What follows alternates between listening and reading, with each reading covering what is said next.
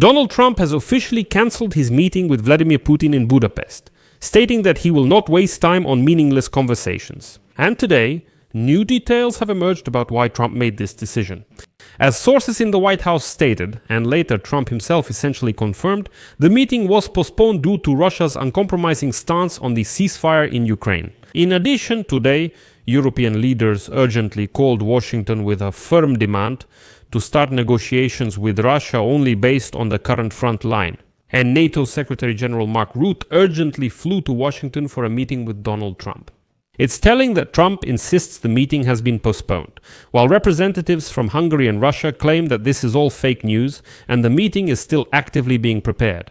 But even the meeting between Marco Rubio and Serdina was cancelled. Sources reported that Rubio assured Trump that the Russians are unreasonable, and there is absolutely no point in a Trump-Putin summit in Budapest anytime soon. And Lavrov himself publicly admitted that Russia is not going to cease fire, but instead is demanding the overthrow of the Ukrainian president and government.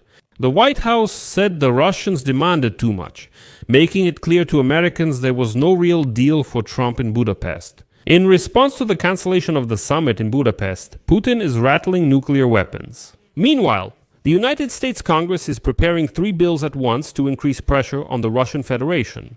More details in this episode. My name is Alexei Pichi, let's discuss this topic together. But before we start this episode, I want to ask you to subscribe to this channel, give it a like, write any detailed comment under this episode, and also subscribe to my Telegram channel, Pichi News.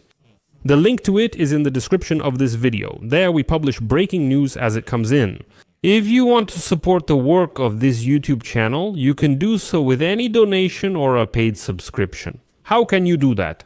All the details and methods are in the description of this video. It says there, support the Alexei Pichi channel. Pick any format you prefer. I appreciate any support you provide. So, a number of sources have already reported that the summit planned by Trump and Putin was postponed because Moscow's refusal to immediately cease fire in Ukraine undermined the negotiation efforts.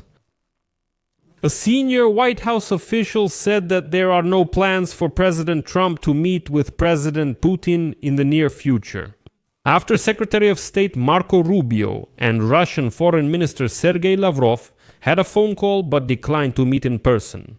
When Trump was directly asked about cancelling or suspending the summit with Putin and whether this changed his decision regarding Tomahawk missiles for Ukraine, Trump replied, quote, "So we'll see what happens." Well, really, Trump apparently already forgets his own statements.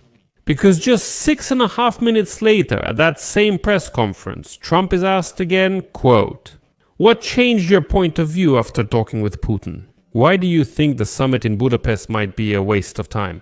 To this, Trump, as if nothing happened, replies, quote, "I didn't say anything like that. I didn't say I said it might happen. You never know what will happen. We'll let you know in a couple of days." Yes, Trump is clearly contradicting himself, but that's not the main point here. For today, here's what I found. Reuters, Wall Street Journal, Washington Post, Cable News Network, and Bloomberg reported that Marco Rubio spoke with Sergei Lavrov by phone on Monday. Later, he told Trump's team that a Trump-Putin meeting would be a waste of time. The Russians are being unreasonable and making impossible demands. That's why Trump repeats what Marco Rubio told him and then, not believing it himself, claims that he never said that. But on the other hand, why did Trump say that everything would become clear in a couple of days? There's no mystery here, and I wouldn't look for a conspiracy or accuse Trump of making empty promises. The thing is, the Europeans immediately put forward a peace plan for Ukraine and stated that they would only support a ceasefire along the current front line. And NATO Secretary General Mark Rutte immediately flew to Trump in Washington, and it was an unscheduled visit. That's why Trump will discuss this topic with Mark Rutte, make a decision, and announce it in just a couple of days. But that's the short version. If I keep it short, I suggest we go over some details of this whole story. So last week, Trump announced that he and Putin would soon meet in Hungary to try to put an end to the war in Ukraine. But Putin refused to consider any concessions. Moscow has long demanded that Ukraine agree to give up more territory before any ceasefire. When asked about the summit's prospects, Trump told journalists he didn't want a pointless meeting. And now Reuters and the Wall Street Journal report that over the weekend, the Russians sent what's called a telegram to Washington, in which they confirmed Russia's demands for full control over Donbass, as well as with the demand to address the issue of power in Ukraine. They say if the fighting stops now, most of Ukraine, as Lavrov later said, will stay under the Nazi regime that must be overthrown. European leaders urged Washington to strongly demand an immediate ceasefire in Ukraine. The current front lines will be the basis for future negotiations. Europe has firmly stated that no territorial concessions will be given to Putin, and Putin will not get them. On the same day, NATO announced that Secretary General Mark Rutte would travel to Washington for unscheduled talks with Donald Trump. And so, a Western official, speaking on condition of anonymity, said that Mark Rutte plans to present Donald Trump with the European perspective on a ceasefire and any subsequent peace talks. Trump, who last week spoke with Putin by phone and met with Ukrainian President Volodymyr Zelensky, personally hoped for another high-profile summit with the Russian leader, after the August summit in Alaska failed to advance the negotiations. But in the end, both sides postponed even the preparatory meeting between Marco Rubio and Sergei Lavrov, which was initially supposed to take place in Budapest on Thursday, October 23. It was rescheduled for the 30th, but ultimately cancelled. Lavrov and Rubio spoke on the phone on Monday, after which Lavrov stated that Moscow is officially refusing an immediate ceasefire and is calling on the United States to return to what Trump and Putin supposedly agreed on in Alaska, namely the issue of Ukraine's actual capitulation with the loss of its sovereignty. It is telling that both Hungary and Russia state that the meeting is still being prepared. That's it. Hungarian Foreign Minister Péter Szijjártó said reports of the summit's cancellation are false. Hungarian Prime Minister Viktor Orbán later said preparation for the peace summit continues. The date is not set, but we will hold it when ready.